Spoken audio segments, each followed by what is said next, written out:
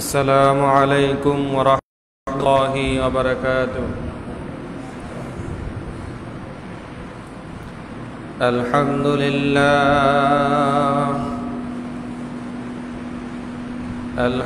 لله رب العالمين الذي علم الإنسان ما لم يعلم. الصلاة والسلام على رسوله الكريم مدينة العلم، وعلى أساسها الهجرة أبي بكر الصديق رضي الله عنه، وعلى مجهر عدله الهجرة عمر رضي الله عنه، وعلى نورين الهجرة عثمان رضي الله عنه، وعلى بابها الهجرة علي كرم الله وجهه، وعلى آله وأصحابه وأولاده وأزواجه وذرياته وأهل بيته وأمته أجمعين برحمتك يا أرحم الراحمين. بسم الله الرحمن الرحيم. إن الله وملائكته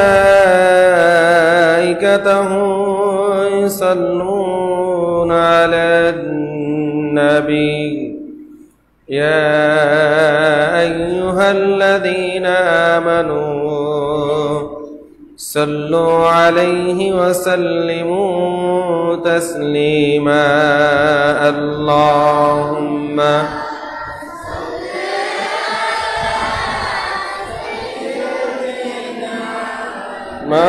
مولانا محمد وعلى آل سيدنا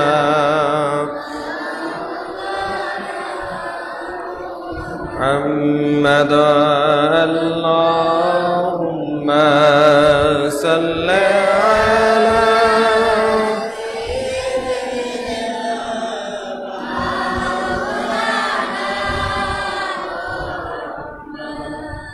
وعلى آل سيدنا مولانا محمد.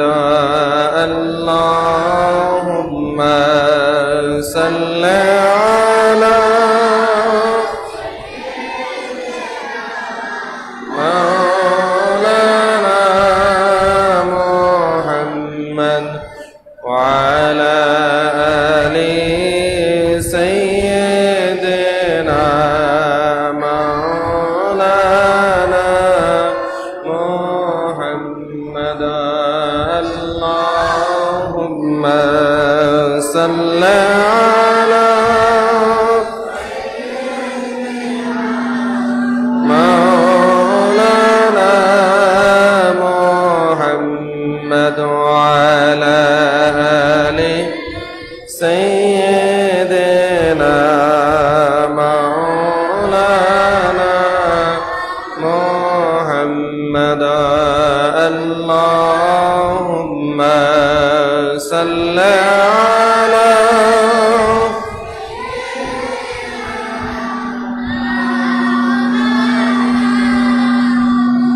محمد وعلى آل سيدنا مولانا محمد. اللهم صل على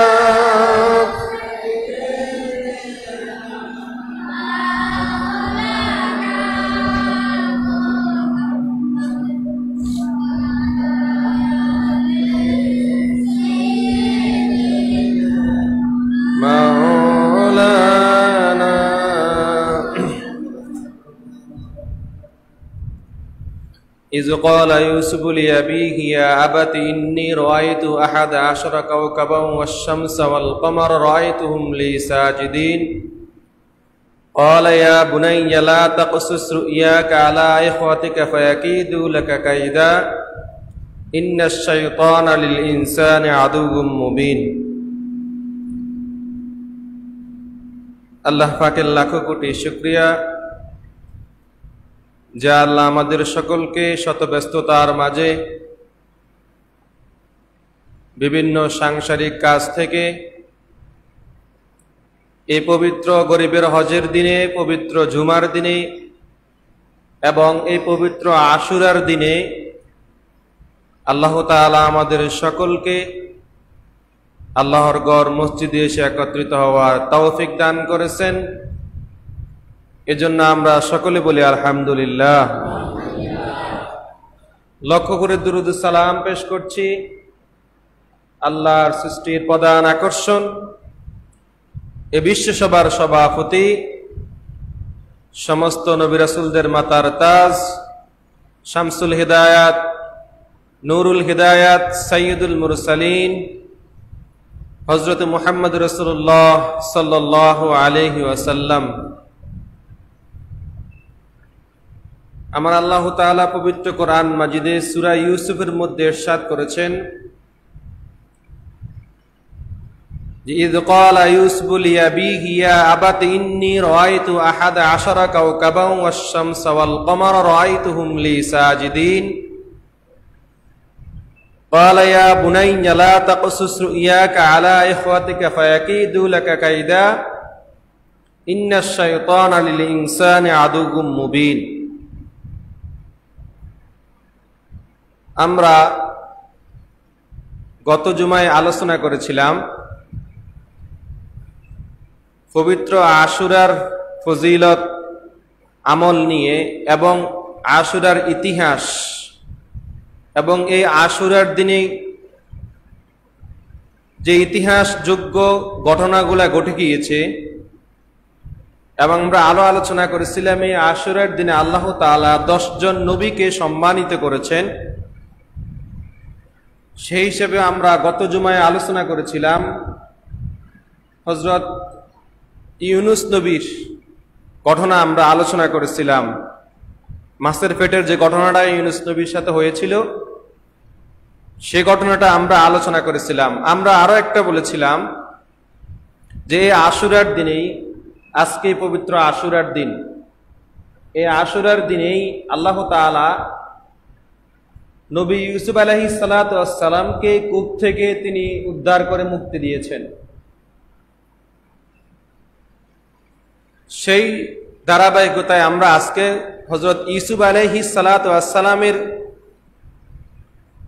ওনার জীবনী নিয়ে সামান্য একটু আলোচনা করব। যেহেতু এই আশুরার দিনে আল্লাহ তাআলা কূপ থেকে ইউসুফ আলাইহিস সালামকে মুক্তি দান করেছেন। এই ঘটনাটা পবিত্র কোরআন শরীফের সূরা ইউসুফের মধ্যে স্পষ্ট বর্ণনা রয়ে গেছে। ইউসুফ আলাইহিস সালাতু ওয়াস সালাম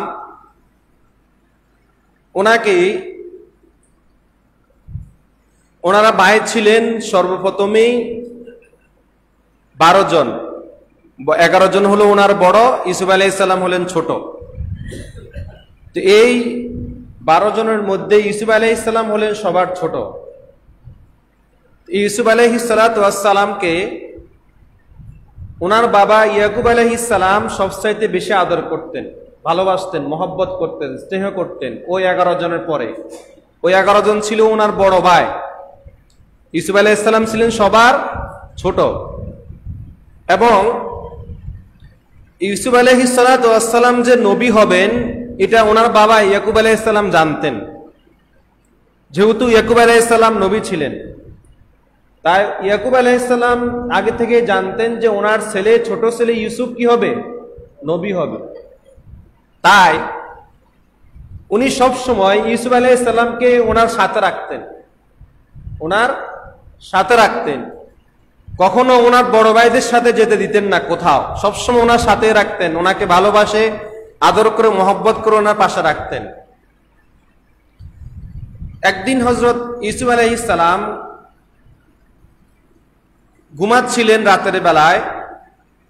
রাতের বেলায় তিনি স্বপ্ন দেখলেন। কি স্বপ্ন দেখলেন? ইউসুফ আলাইহিস সালাম ওনার বাবাকে এসে বললেন, ইদ ক্বালা ইউসুফু লিআবিহি ইয়া আবাতি। ইউসুফ আলাইহিস সালাম তার বাবাকে এসে বললেন, হে আমার পিতা, যে ইন্নী রাআইতু আহাদা আশারা কাওকাবা, যে আমি স্বপ্নে দেখলাম আমাকে 11টি তারকা নক্ষত্র, আহাদা আশারা কাওকাবা, এবং ওয়াশ-শামস ওয়াল কমার, আমাকে সূর্য এবং চন্দ্র, রাআইতুহুম লি সাজিদিন, আমি স্বপ্নে দেখলাম হে আমার বাবা যে আমাকে 11টি নক্ষত্র এবং একটি সূর্য এবং একটি চন্দ্র আমাকে সিজদা করতেছে। রাআইতুহুম লি সাজিদিন। যখন এই স্বপ্নের কথা বাবা ইয়াকুব আলাইহিস সালামকে বললেন, এবার ইয়াকুব আলাইহিস সালাম তো আগে থেকে জানেন যে নবী, এখন এই যে নবীর স্বপ্ন যে সত্য, নবীর স্বপ্ন যে কি সত্য, এটা তিনি তো আগ থেকে জানেন। বুঝতে পারলেন যে না, আমার ছেলে নিশ্চিত নবী হবে, না হয়তো আল্লাহ তাআলা ওনাকে এই স্বপ্ন দেখাতেন না আমার ছেলেকে। তখন তিনি কি বললেন? এবার ইয়াকুব আলাইহিস সালাম বললেন,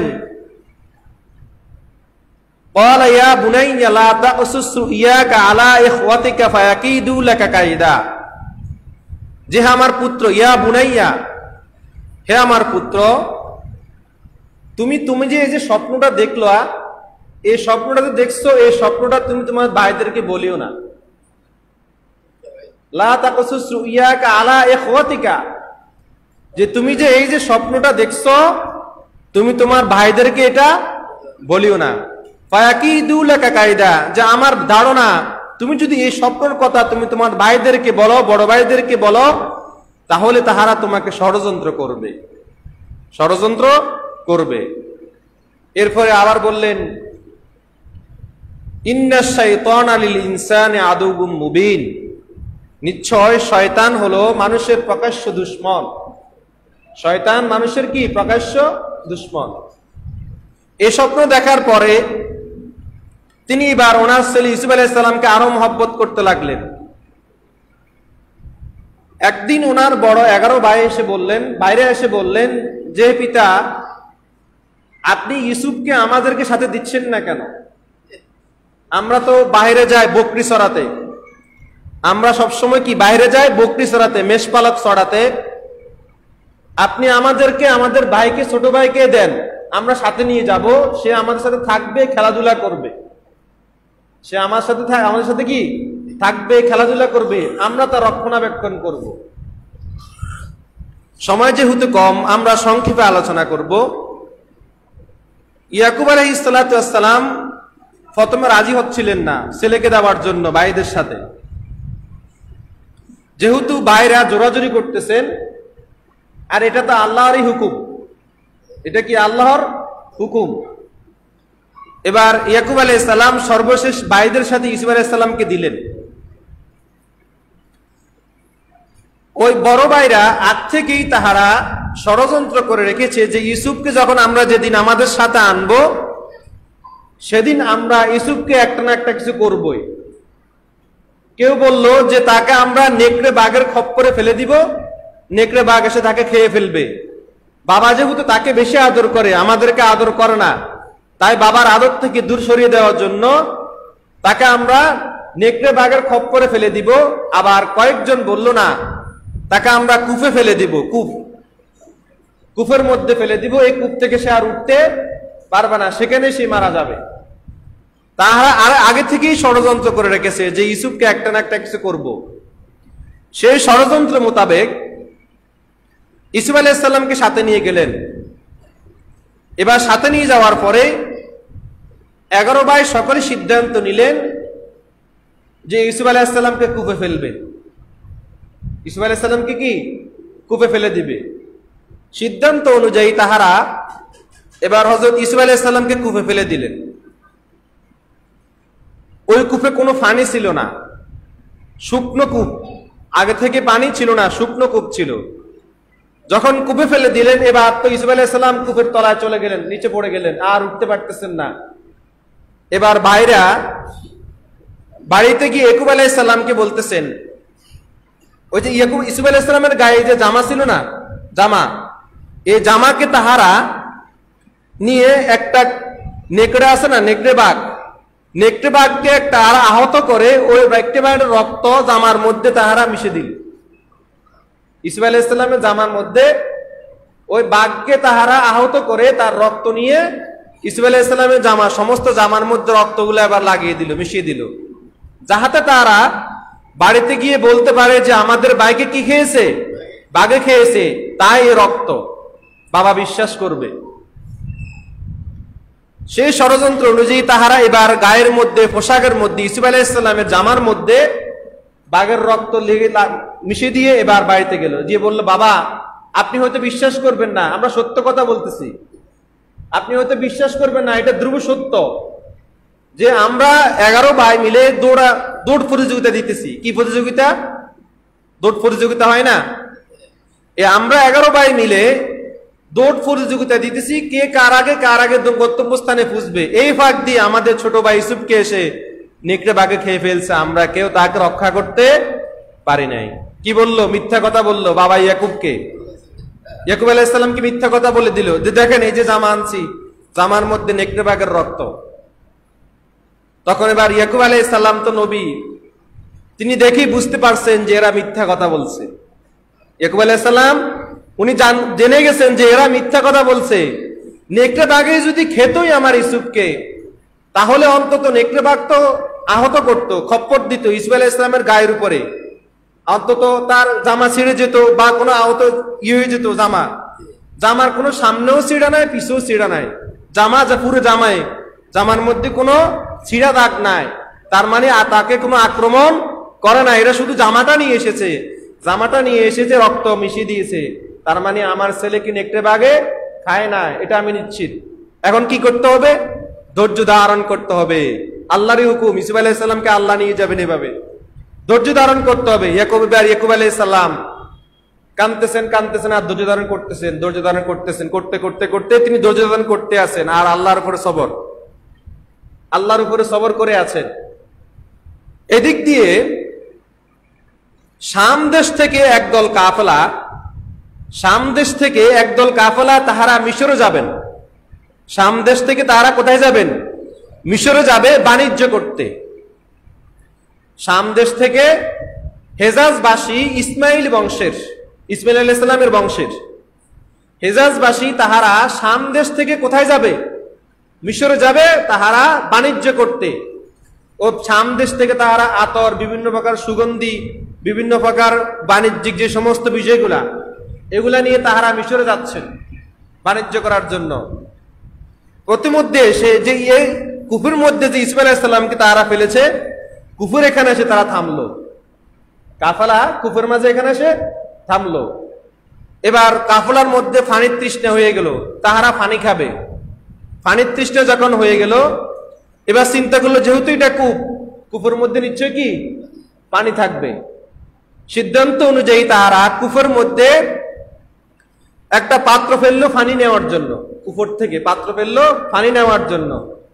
যখন এই পাত্রটা নিচে গেল, তখন এবার ইউসুফ আলাইহিস সালাম মনে মনে চিন্তা করলেন, হায় আমার ভাইরা মনে হয় আমার উপর দয়া করবে, আমার ভাইরা মনে হয় কি আমার উপরে দয়া করতেছে, তাই তাহারা আমাকে উঠানোর জন্য পাত্র ফেলেছে, আমি পাত্র ধরে উঠে যাব উপরের দিকে। পানি তো নাই, কূপে পানি নাই।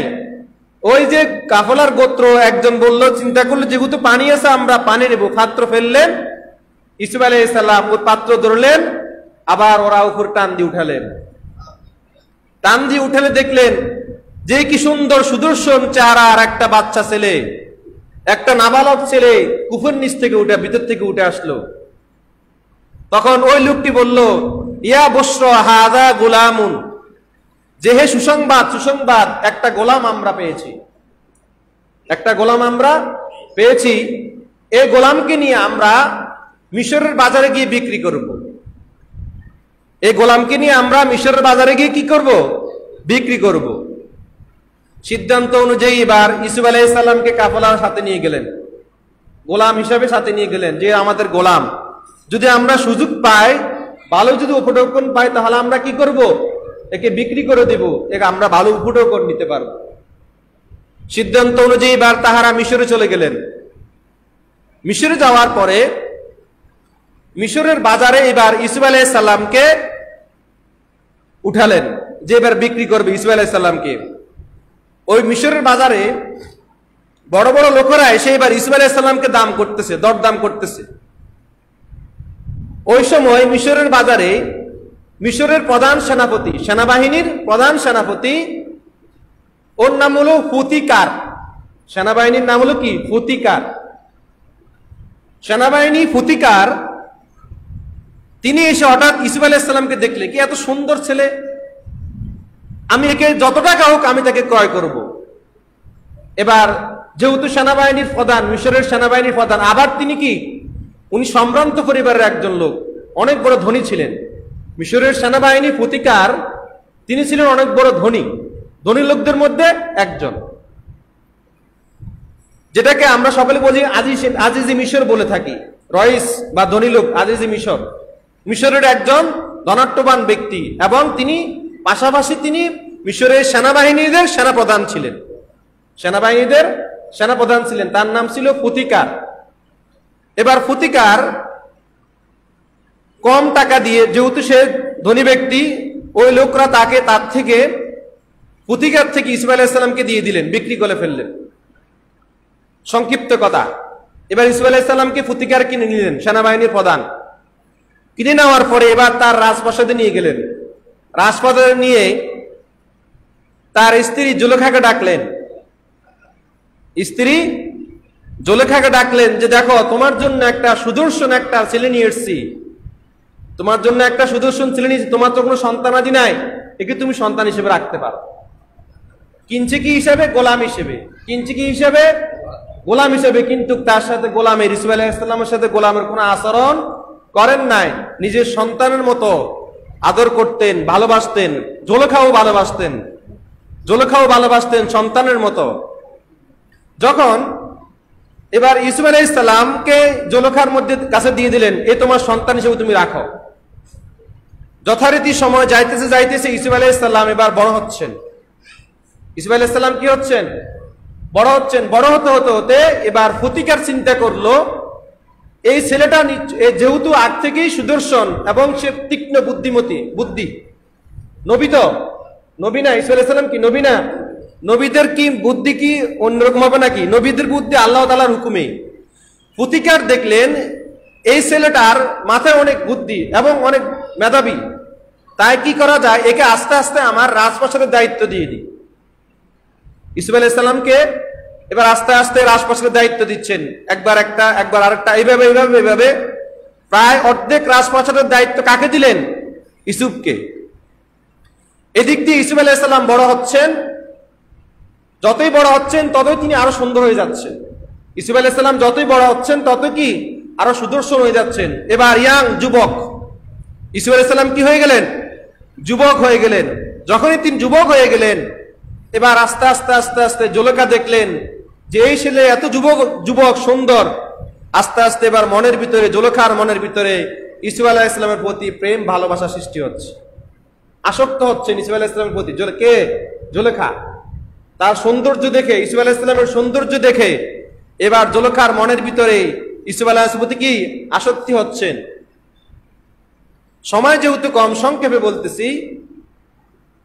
একদিন জুলেখা মনের ভিতরে এবার কুচিন্তা আনলেন। কি চিন্তা? যে ইউসুফ আলাইহিস সালামকে দিয়ে তার মনের খায়েশ পূরণ করবেন। জুলেখা আজিজি মিশরের স্ত্রী, আজিজি মিশরের স্ত্রী চিন্তা করলেন যে আমার মনের ভিতরে একটা কুচিন্তা আসলো, এটা আমি ইউসুফ আলাইহিস সালামকে দিয়ে আমার মনের খায়েশ পূর্ণ করব।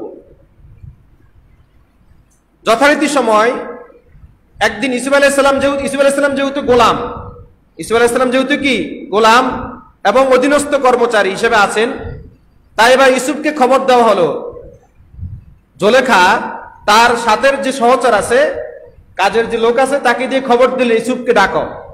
ইউসুফ আলাইহিস সালাম আসলেন। আসার পরে ইউসুফ আলাইহিস সালামকে জুলেখার রুমে ঢুকে দেওয়া হলো, জুলেখার কামরাতে এবার ইউসুফ আলাইহিস সালাম গেলেন। যাওয়ার পরে এবার জুলেখা তার সহচরকে বললেন যে যে ফটক খুলে আছে দরজা, রুমে ঢুকার মধ্যে দরজা, জুলেখার রুমে ঢুকার 7টা ফটক আছে। কয়টা ফটক? 7টা দরজা পেরিয়ে জুলেখার রুম। একবারে জুলেখার রুমে ইসুফ আলাইহিস সালামকে দিয়ে গেলেন। ওই চাকরানি এবার বাইর হইতে হইতে সবগুলো দরজা বন্ধ করলেন। কয়টা? 7টা। রুম থেকে বাইর হচ্ছেন, একটা দরজা বন্ধ। রুম থেকে বাইর হচ্ছেন, একটা দরজা বন্ধ। 7টা দরজা বন্ধ হয়ে গেল। এবার জুলেখা এবার ইসুফ আলাইহিস সালামকে ডাকলেন, আসো তুমি আমার মনের চাহিদা পূরণ করো। ইসুফ আলাইহিস সালাম তো নবী, তিনি বললেন, না, আমি কখনো এটা করতে পারবো না। আল্লাহ তাআলা আমাকে আশ্রয় দিয়েছেন, আমি আল্লাহকে ভয় করি। আমি কাকে ভয় করি? আল্লাহকে ভয় করি। আমি এই কাজ কখনো করতে পারবো না। জুলেখা যতই জোর করতেছেন, ইসুফ আলাইহিস সালাম তত নিষেধ করতেছেন। এক প্রকার জুলেখা ইসুফ আলাইহিস সালামের দিকে দৌড়িয়ে যাচ্ছেন। এবার ইসুফ আলাইহিস সালাম চিন্তা করলেন, বাঁচার তো চেষ্টা করতে হবে। বাঁচার চেষ্টা করতে হবে না, বাঁচাবেন তো আল্লাহ। এটা তো আল্লাহ এর ষড়যন্ত্র। জুলেখা ষড়যন্ত্র করতেছে। এখন যেহেতু বাঁচতে হবে, বাঁচানোর মালিক আল্লাহ, কিন্তু চেষ্টা তো করতে হবে।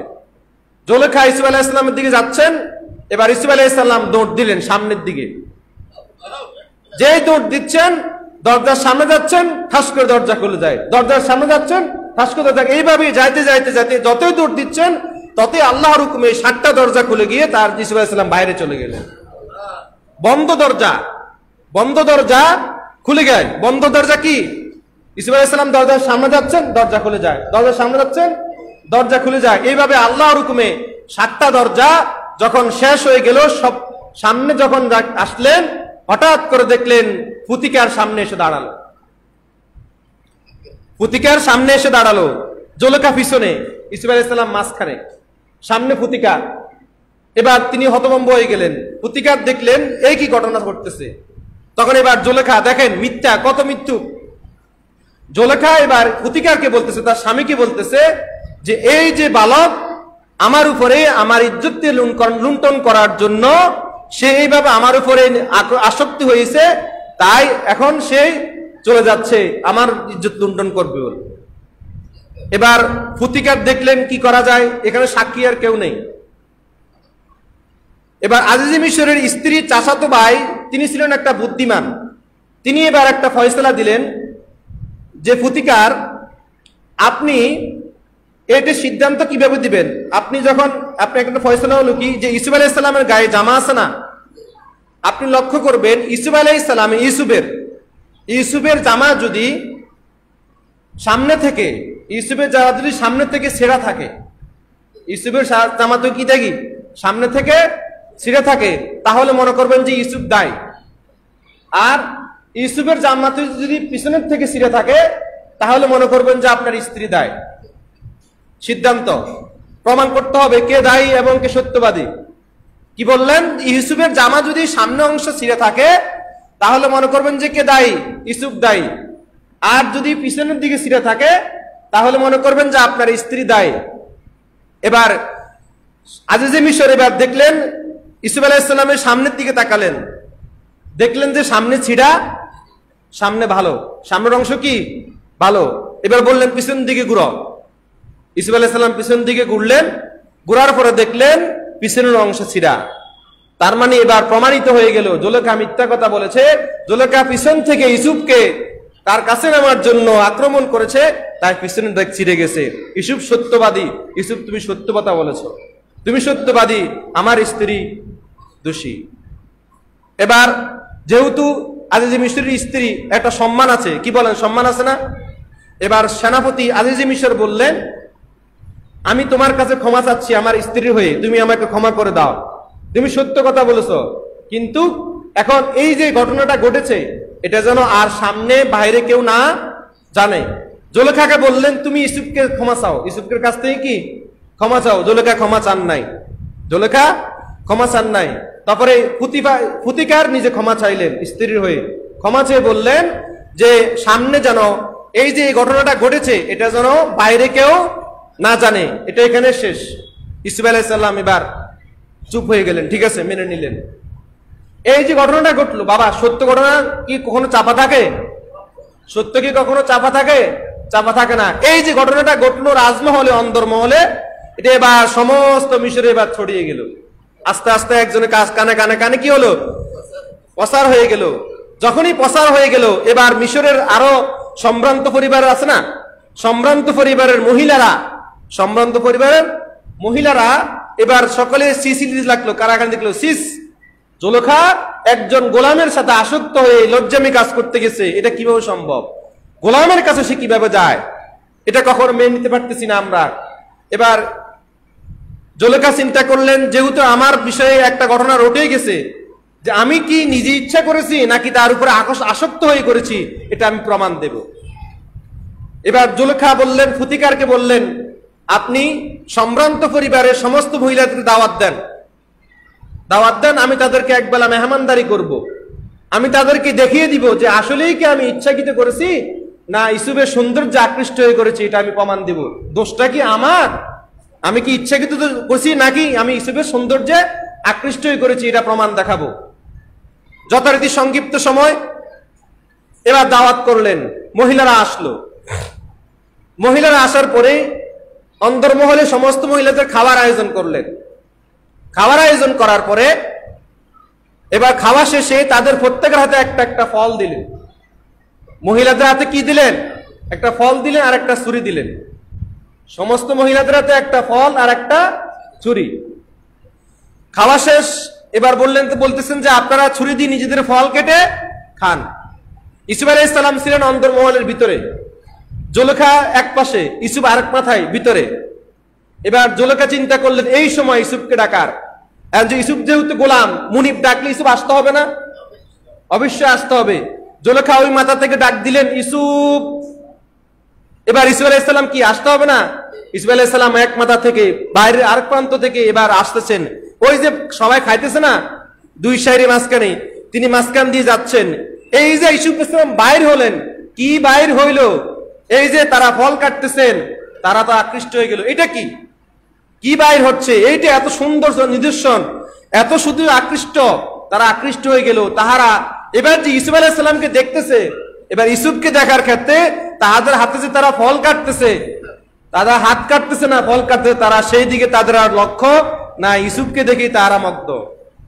যখন ইউসুফ আলাইহিস সালাম এবার মাঝখান দিয়ে হেঁটে চলে গেলেন আরেক রুমে, এবার জুলেখা বললেন, এবার সবাই আপনারা ফল খান। হাতের মধ্যে দেখলেন যে কি ফল খাবে, তাহারা দেখলেন তাহারা ফল কাটার পরিবর্তে তাহারা সবাই সবার হাত কেটে ফেলেছে। কি ফেলেছে, হাত কেটে ফেলেছে। কার সৌন্দর্যে আকৃষ্ট হয়ে, ইউসুফ আলাইহিস সালামের সৌন্দর্যে আকৃষ্ট হয়ে তারা কি, এই যে কি একটা মানুষ, অনেকে এবার বলতে লাগলেন যে নিশ্চিত কোন ফেরেশতা অথবা নূর, এ কখনো মানুষ হতে পারে না, এ আল্লাহর একজন ফেরেশতা অথবা নূর, যার সৌন্দর্যে আকৃষ্ট হয়ে আমরা কি ফল কাটতেছি না হাত কাটতেছি, এটা আমাদের কোনো অনুমান হচ্ছে না। এবার সকলেই সিদ্ধান্ত দিলেন যে না জুলেখা, তুমি সত্যি বলেছো, তুমি ইচ্ছাকৃত ভাবে করো নাই, এটাই তোমার জন্য হওয়া ছিল। এবার যেহেতু জুলেখা এবার তার মনের ভিতরে এখনো খায়েশ মিটে নাই, এবার জুলেখা চিন্তা করলেন যেহেতু এই সম্ভ্রান্ত পরিবারের মহিলারা এসেছে, তাদেরকে দিয়ে এবার ইউসুফকে রিকোয়েস্ট করাবে। সম্ভ্রান্ত পরিবারের মহিলাদেরকে কি ইউসুফের কাছে রিকোয়েস্ট পাঠাবে যে তুমি জুলেখার কথা মেনে নাও। এক পায়ে একবারে পালাক্রমে সমস্ত মহিলারা এসে এবার ইউসুফকে বুঝাচ্ছে, ইউসুফ আলাইহিস সালাম কি বুঝাচ্ছে, না তুমি জুলেখার কথা মেনে নাও, তার সাথে তুমি সহমত হও। ইউসুফ আলাইহিস সালাম রাজি তো নয়, তিনি আল্লাহর কাছে বলতেছেন যে আল্লাহ, আমি আপনার কাছে আশ্রয় চাই, এই নরক থেকে আমাকে উদ্ধার করে আপনি এমন এক জায়গায় নিয়ে যান যেটা আমার জন্য সবচাইতে উত্তম জায়গা হবে। আল্লাহ, আপনি আমাকে যদি এই নরক থেকে নিয়ে আপনি যদি আমাকে জেলে নিয়ে নেন, তাতেও আমার কোনো আপত্তি নেই, তাহলে আমি এই নরক থেকে আমি উদ্ধার হব। ইউসুফ আলাইহিস সালাম আল্লাহর কাছে দোয়া করলেন, আল্লাহ তাআলা দোয়া কবুল করলেন।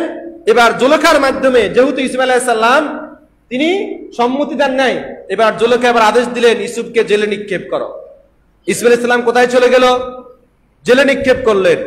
জেলে নিক্ষেপ করার পরে এবার ইউসুফ আলাইহিস সালাম জেলে, তিনি নবী, এবার তিনি জেলের মধ্যে গিয়ে এবার তিনি সেখানে দ্বীনের প্রচার দিচ্ছেন। ওই সময় ইউসুফ আলাইহিস সালামের সাথে আরো দুইজন যুবক জেলে গেল একসাথে। একজন হলো তখনকার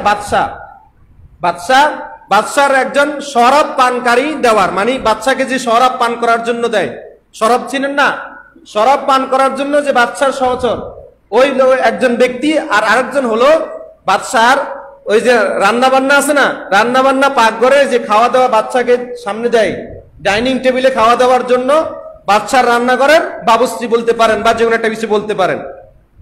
এই দুইজন লোক তাহারা এবার ইউসুফের সাথে জেলে গেল। কি দোষে? ওই সময় তাহারা বাদশাকে মারার জন্য পানির সাথে বিষ মিশিয়েছে। পানির সাথে কি মিশিয়েছে? বিষ মিশিয়েছে, বাদশাকে মারবে। ওই সময় ইউসুফ আলাইহিস সালামের সময় ঘটনা চলতেছে, একই সময়ে যখন এবার বাদশাকে মারার জন্য বিষ মিশালো তো দুইজন। এখানে কিন্তু পরবর্তীতে ঘটনাটা আসবে। যেহেতু তাহারা দুইজন একসাথ হয়ে বিষ মিশিয়েছে, এটা বাদশার ধারণা, বাদশার কি ধারণা। এবার চিন্তা করলেন, যেহেতু তাহারা আমাকে মারার জন্য চেষ্টা করেছে, এই দুইজনকে তোমরা জেলে দাও, যথারীতি সংক্ষিপ্ত সময় শেষ করে দেব। এই দুইজনকে জেলে দিল। জেলে দেওয়ার পরে এবার তাহারা ইউসুফ আলাইহিস সালামের সাথে এবার থাকতে লাগলেন। একদিন ওই দুইজন যুবক জেলের ভিতরে রাত্রে ঘুমাচ্ছিলেন।